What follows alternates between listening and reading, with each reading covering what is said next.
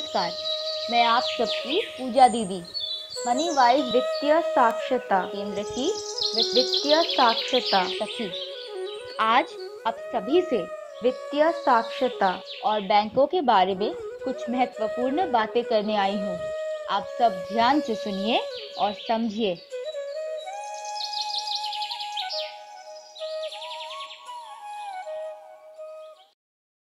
कविता और उसका परिवार गांव में रहते हैं।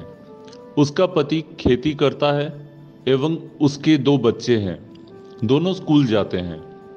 कविता का परिवार गरीब कृषक परिवार है और कड़ी मेहनत करने के बाद भी ज़्यादा कमा नहीं पाता है। हर समय आर्थिक परेशानियों का सामना करता रहता है।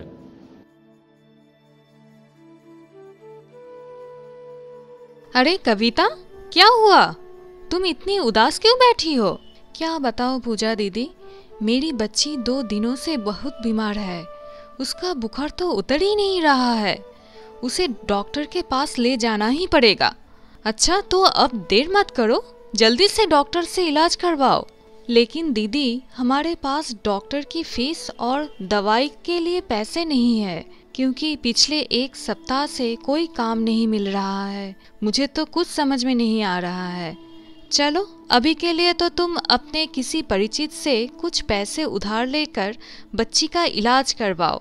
मैं शाम को आकर बचत के विषय में कुछ ज़रूरी बातें समझाऊंगी, जिससे भविष्य में तुम्हें ऐसी परेशानी का सामना ना करना पड़े।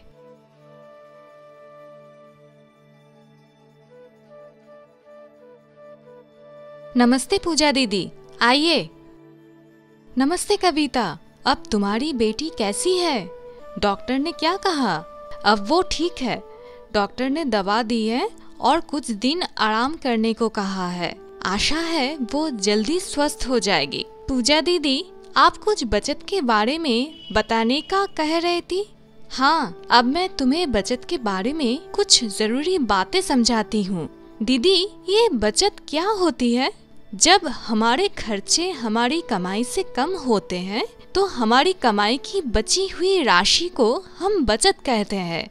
बचत एक ऐसी जमा पूंजी है जो किसी मुसीबत के समय या अचानक किसी बड़े खर्चे के आ जाने पर काम आती है, जिससे हम किसी से उधार लिए बिना अपनी पैसों की जरूरत को पूरा कर सकते हैं।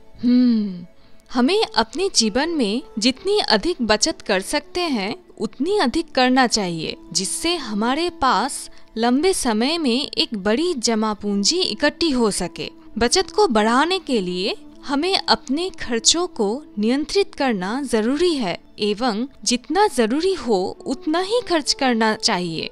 धन्यवाद पूजा दीदी, आपने हमें बचत करने की जरूरत समझाई। अब से हम अपने कमाई से बचत करने की कोशिश करेंगे ताकि जरूरत पड़ने पर हमें कर्ज या उधार ना लेना पड़े। बिल्कुल सही कविता, तभी तो आज की बचत ही कल की पूंजी है।